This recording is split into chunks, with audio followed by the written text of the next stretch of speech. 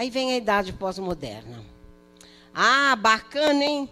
O fortalecimento da mulher a partir do diálogo entre Marx e Freud, eu vou explicar bem isso. Mulheres consumidas por constante inquietação, que já trabalham e se sustentam, e mulheres que são o oposto da heroína ultrapassada, porque elas se extasiam diante da liberdade conquistada. Bom, o que tem a ver o diálogo de Marx e Freud? É muito importante para vocês conhecerem. Acho que todo mundo já ouviu falar em Karl Marx, que escreveu o grande livro O Capital, que é considerado o pai do comunismo e do materialismo histórico. Ele fala que a sociedade é organizada com uma base, uma infraestrutura, que é a econômica, e sobre essa base, as superestruturas, que seria a política, a religião, o cinema, as artes, a cultura em geral, né?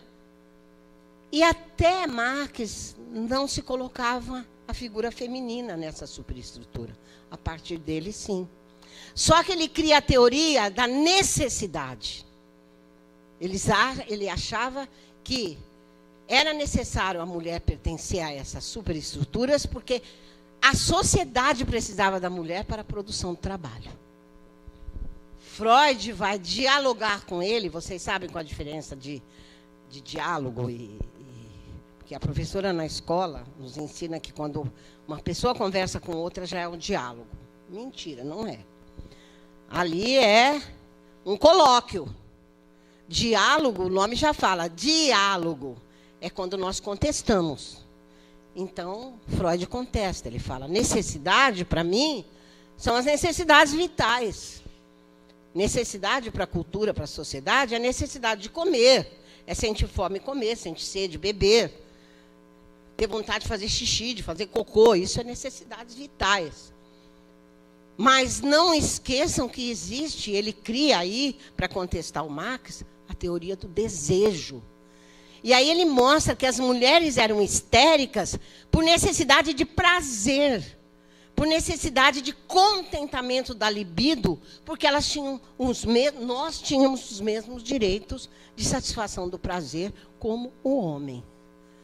E ele fala até que havia homens histéricos por não atingirem o prazer como ele merece ser atingido, né? E aí ele abre uma porta para nós pensarmos que a gente tem que fazer essa busca, né, da satisfação das nossas necessidades, mas da satisfação dos nossos desejos também, né? As mulheres ficam consumidas por inquietação à medida que elas trabalham e se sustentam. Porque não adianta falar que vocês são livres se economicamente vocês não são. A liberdade da mulher e do homem só começa quando ele é economicamente livre. Ele se sustenta economicamente. E aí, eu também não desejava ser a heroína. Eu desejava ser uma mulher do meu tempo. Eu falo isso para minhas netas. A avó, na década de 60, abriu picadas, abriu vieses, abriu caminhos por onde vocês vão. Porque, na realidade, eu sou obrigada a dizer que eu também me extasiei diante da liberdade. Fiquei extasiada diante da liberdade. E a gente só se extasia quando a perde. E, claro, eu casei jovem, ainda estudando. Tive 3 filhos. Infelizmente, a mais velha hoje conversa comigo lá do céu. E quando eu tinha 29 anos, com 3 crianças, eu morava na Coiva Torres, aqui, o meu marido começou a ter depressões, a ter problemas de ordem psíquica e precisou se afastar da família. E com a certeza de que um dia viria nos buscar, que tudo daria certo, mas nem deu tão certo assim. Então, por 2 vezes, impossibilitada de viver juntos, eu procurei o divórcio, que me foi negado, porque o juiz dizia que enquanto a pessoa não está em sã consciência, o outro cônjuge, se não houvesse filhos, tudo bem, mas como havia filhos, o outro cônjuge tem que sair do estado de depressão, sair do estado de anomalia, para saber se ele também corrobora com aquele pedido do divórcio.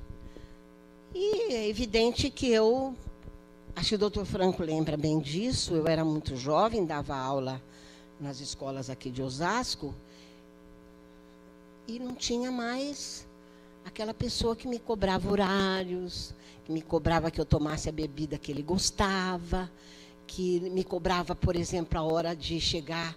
Olha, você dá aula até às 7, então 7h30 você tem que estar aqui. Me vi livre. Fiquei extasiada com a minha liberdade. Então, eu podia, por exemplo, sem fazer mal algum aos meus filhos, acabar as aulas do ITO, como acabava na sexta-feira, o pessoal falava, vamos tomar uma cerveja, vamos tomar um lanche ali no Paulino, que era do lado. Vocês não imaginam como eu ficava feliz, gente. Porque eu falava, eu posso ir. Eu posso ir, meus filhos estão vestidos, eles têm comida, têm escola, fazem escola de línguas. Eu, porque me formei, consegui dar aulas em 4 colégios, né? E podia dar para eles o mesmo conforto que o pai dava. Então, também fomos morar num apartamento bom, para eles terem boas amizades. E é claro que, para isso, pensem bem, gente, eu dava na semana 78 aulas semanais, equivalente a 400 ao mês. Mas não pensa que eu chegava para os meninos e falava, ai, como eu sou infeliz, que desespero, porque seu pai. Não, são fatalidades. Eu tinha que fazer com que os meninos jamais perdessem um afeto paterno, a configuração paterna, né? Levar os filhos para passar as férias, eu também. Mas, gente, quando a gente perde e recompõe a liberdade, fiquei extasiada. Porque eu podia, por exemplo, tinha a Amélia, as minhas colegas Amélia, Marlene, que iam viajar, podia ir. Tive a sorte de encontrar uma pessoa que ficou na minha casa 25 anos, me ajudando com os filhos, né? Se não fosse ela fazendo o nosso almoço, o nosso jantar, tomando conta da gente, eu não podia estudar tanto e trabalhar tanto. Mas vejam bem, nunca deixei de buscar os filhos, de almoçar, de jantar com eles, de tomar as lições. E era uma mulher, como sou até hoje, bem resolvida. Porque sabe o que é que resolve a gente? É o conhecimento. É o conhecimento. É a informação. É a sabedoria. É o livro, são os estudos. Não tem preço isso. Né? Aí, nós vamos lá para a década de 60. Mulher liberada economicamente, foi meu caso, né? Aí houve a descoberta da pílula anticoncepcional a pedido das empresas. Não pensa que um farmacêutico pensou no bem-estar feminino e foi estudar a pílula anticoncepcional. Com as 2 grandes guerras, o que morreu de homem nesse mundo não está escrito. Por isso que até hoje tem 20 mulheres para um homem. Cada uma que tem o seu homem, segure bem, viu? Agarre-o pelos pés, pelos fios de cabelo. Né? Porque é verdade, até hoje. E vocês imaginam? Sem a mão masculina para as empresas aceitam a mulher. E é a empresa, viu, Edna? Que bom que você veio, hein, Edna? Com a Delmirinha aí, hein? As 2 bonitas. Fico muito feliz com a presença de vocês. Pois é, então, até perdi o que eu estava falando. O que era mesmo? Hã? Segura o homem, mas não era isso, não. Oh, meu Deus do céu. Então, a empresa é que vai... Obrigada. Isso, sem a mão masculina, obrigada, viu? Olha, se eu for dar essa conferência em Paris, você vai como meu ajudante. Então, veja lá, gente. Foi a empresa que pediu para a farmácia que estudasse a pílula anticoncepcional, porque a empresa ficava desesperada com a TPM e ficava desesperada com a gravidez. Ora, criada a pílula anticoncepcional, a mulher se libera sexualmente. Claro que eu não posso falar aqui, né, mas eu vou falar, porque eu não falo para quem está descalço, ela dá para quem... Bom, aí a mulher vai ser dona das suas vontades, vai ser dona dos seus desejos, né? E, lógico, a partir daí, haverá uma outra constituição familiar. E fica muito difícil para o homem aceitar essa constituição familiar. Eu lembro da minha casa, meu pai patriarca, né? Mas um homem tão doce, meu pai, que eu fico até chateada de dizer que ele era patriarca. Porque aquela velha história até pus no Facebook. Todo menino é rei, mas é a menina que manda. Era mais ou menos isso na minha casa, né? Mas meu pai patriarca, jamais ele levou uma toalha para o banho, era a mamãe que ia levar. Jamais ele cortou a carne que ele ia comer, a mamãe ia lá e cortava para ele. Mamãe colocava a roupa dele sobre a cama que ele ia vestir. Imagina que ele ia cozinhar um feijão, ia trocar uma fralda, nunca. Hoje o homem faz tudo isso. Faz ou não faz? Faz ou não faz? Faz ou não faz? É para você que eu estou falando. Eu sei que é meio difícil saber para onde eu estou olhando, porque eu sou estrábica. Eu olho aqui e levanto um lar. Mas é para você mesmo. Você é casado? Ah, sua namorada? Ah, sua noiva? Ah, vai ser pai, que lindeza. Que bom que vocês vieram. Você viu que aula boa que eu estou dando para o seu marido? Agora tem uma nova hierarquia. Ele vai te ajudar com as fraldas, né? Vai dar mamadeira. À noite que a criança chorar, ele vai falar, dorme, meu amor, que eu fico com ela, né? Então, mas é bem isso mesmo, né? E essa constituição hierárquica familiar hoje também é responsável por algum grau de violência contra a mulher, porque alguns homens não aceitam. Eles querem imitar os seus pais, seus avós, né? Aí vem o slogan da mulher pós-moderna, que eu deixo como um slogan para todas que me assistem. Vocês estão estudando, mulheres? Esse é o grande empoderamento.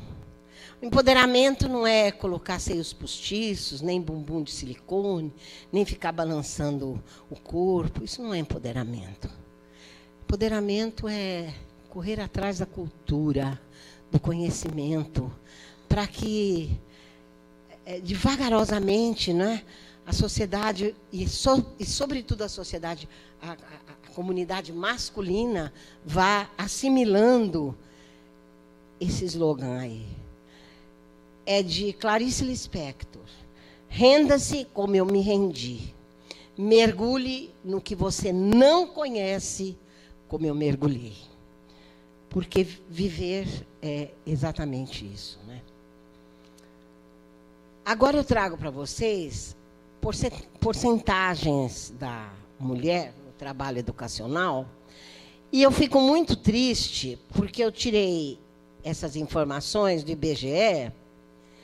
E se eu comparar com uma palestra que eu fiz sobre a mulher há 10 anos atrás, há 10 anos, não precisa colocar o atrás, né? Há 10 anos já quer dizer atrás. A porcentagem de mulher no magistério era muito maior. Hoje ninguém mais quer ser professora. Mulher nenhuma quer ser professora. Magistério, que antes chegava aos 80%, hoje está pela metade, 47%. E ainda eles dizem que vai diminuir isso daí. Pré-escola era 90%, está 60%. Ensino fundamental, 56% das mulheres, quando era sempre em torno de 70%. Ensino médio, 60%, quando era em torno de 70%. E no superior, menos ainda. Não é? Porque alguns colégios superiores, algumas instituições superiores, como a Fiel, por exemplo, exige o mestrado. Então, demora um pouco mais para a mulher, o mestrado e o doutorado, né? Agora, nos últimos 15 anos, muito se fala de empoderamento feminino. Que eu falo que empoderamento é se apoderar do conhecimento, né? Mas como que nós vamos explicar o lento avanço feminino no mundo corporativo? Em 15 anos, subiu apenas de 5% para 10%. Como é que nós vamos explicar que cargos e funções femininas nas empresas decresceram? Em 2016, 47%. Em 2018, 44%. Lideranças femininas em 2012, 40%. Em 2017, 37%. Está diminuindo. As líderes nas empresas. Por que o salário de homens ainda tem que ser bem maior que o da mulher? E agora vem o principal. Empoderamento, nós falamos em empoderamento se ainda há violência contra a mulher. E violência não é só o assassinato, não. Não é só a sova, não é só o soco. Violência na palavra. Violência no gesto. Violência no cinismo com que, às vezes, os nossos companheiros nos tratam. Os nossos filhos nos tratam. Há uma série de modos de violência que precisam ser evitados, né?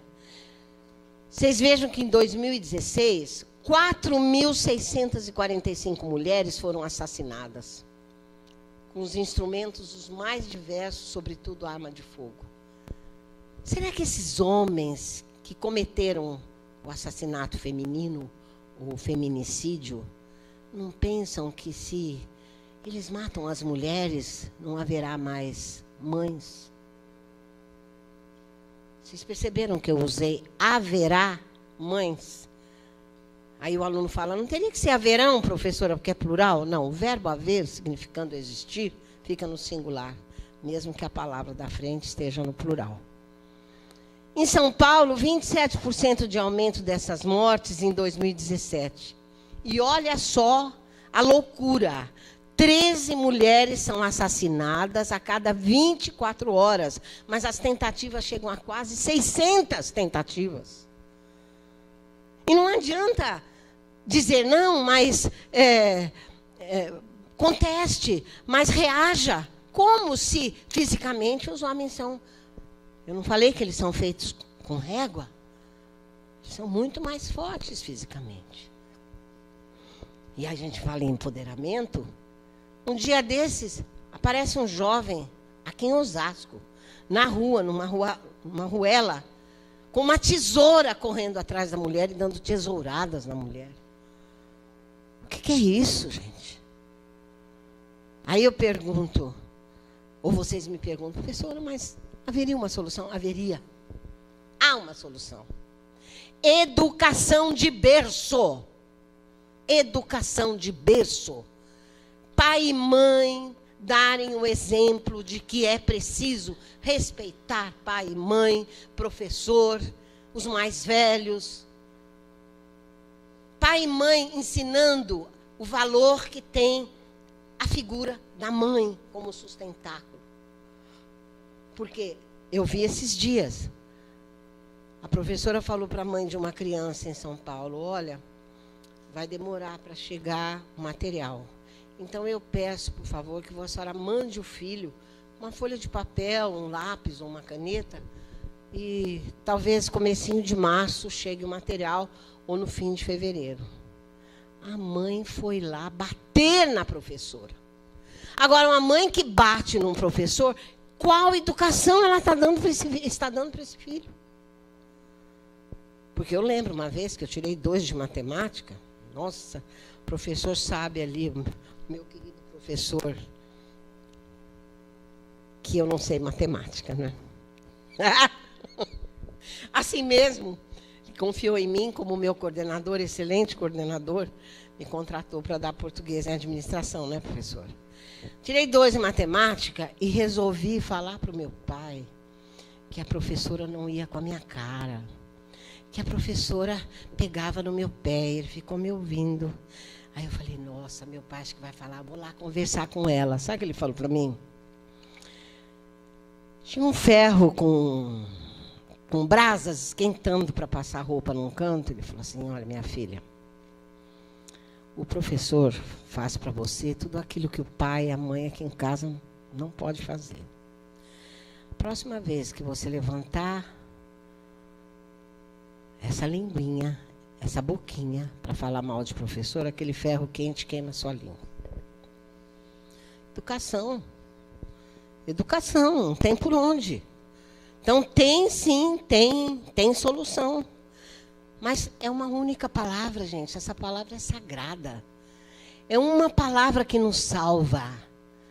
É uma palavra. Oxalá os governantes descubram isso também. Educação. Essa é a redenção da humanidade. Vocês acham, por exemplo, que a mulher pode se conformar com a lentidão de que poucas mulheres atingem a cúpula de uma empresa? Não deviam. Achar normal que apenas uma mulher lidere na empresa? Que entre 10, uma lidere? Entre 10, pelo menos 5, 6 tinham que liderar, não é? Ao julgar que é normal as mulheres abandonarem a empresa para cuidar de seus lares e de seus filhos, como se fosse nosso destino isso. Claro que é o meu destino ser a dona de casa e a dona da casa. Mas, além desse destino, existem outros, né, que estão aí para nós fazermos uso dessa possibilidade. A faixa etária das mulheres em comando, de 30 a 39 anos, o maior número. De 40 a 49 diminui um pouco, de 50 a 55 menos ainda, não é? As casadas em menor número, como é aquela história, né? Ah, meu destino é trabalhar na minha casa. As separadas, antigamente nem eram aceitas, hoje já é um número razoável. E as solteiras, o maior número.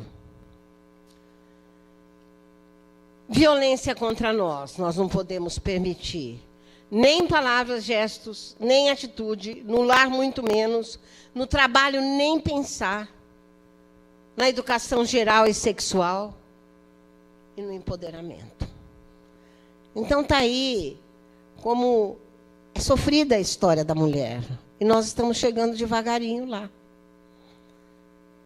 O que eu passo para vocês? Sejam corajosas. Estudem, vão atrás da sabedoria, do conhecimento. Casadas, deem uma excelente educação aos seus filhos. A gente tem que parar de perguntar qual governo que vai governar o mundo e vai ser bom para nós. Nós temos que perguntar qual é a criatura que eu vou lançar na sociedade. Que tipo de filho eu vou deixar para a sociedade, não é? E eu quis deixar uma música para encerrar com chave de ouro, porque a professora fala muito, vocês viram, né? E se me deixassem falar, é tanta história para contar que eu passaria a noite contando casos. Mas eu tomei uma mulher como símbolo porque ela tem uma música que registra bem quem somos nós, né? É aquela velha história. Não sei se foi a cultura, se foi a sabedoria, se foi a luta que eu travei na vida, que eu hoje falo, por favor, eu dou um boi para não entrar numa briga. Mas eu dou uma boiada para não sair. Eu sou uma delicadeza. Eu amo gente. Meus alunos, então, é como se fossem meus filhos. O meu companheiro aqui me conhece, sabe como eu sou como mãe. De uma generosidade que não tem tamanho. Mas cuidado. Não pise no meu calo, porque eu já bati em 3 mulheres. Olha só. Imagine o que aconteceu para a professora de cor-de-rosa bebê virar cor-de-rosa choque. Então, para premiar a nossa palestra, eu escolhi a Rita Lee, que faz uma música bem feita para esse momento, que mostra que nós podemos ser cor-de-rosa bebê, que nós podemos vestir rosa, vestir azul, vestir roxo. De vez em quando eu visto o roxo pinicão. E cuidado, porque nós podemos passar do rosa bebê para o rosa choque. Vamos ouvir a Rita Lee, quem quiser cantar, cante junto. Rita Lee foi uma grande mulher da pós-modernidade, porque ela foi tudo. Boa e má aluna, boa e má filha, boa e má companheira, maconheira, depois deixou a maconha, uma grande compositora, uma mulher que superou tantas dificuldades, tantos preconceitos, e assume o amadurecimento, o envelhecimento, como a professora Dete assume. Não perguntem a minha idade, porque eu minto, não é? E aí, então, para prestigiar vocês, a gente vai ouvir a Rita Lee. E quem quiser cantar, cante junto, porque nós, na realidade, basta um ai para a gente passar do rosa bebê para o rosa choque. É ou não é, bonequinha? Você tem cara de ser uma mulher brava. É ou não é? Opa! E aquela doçura lá que olhou agora? Cabelinho lindo. É uma mulher doce ou brava? As duas. É isso. E você, hein, linda? Você é doce, só doce. E esse é seu amado? Ah, não é? Maravilha, maravilha. Pode.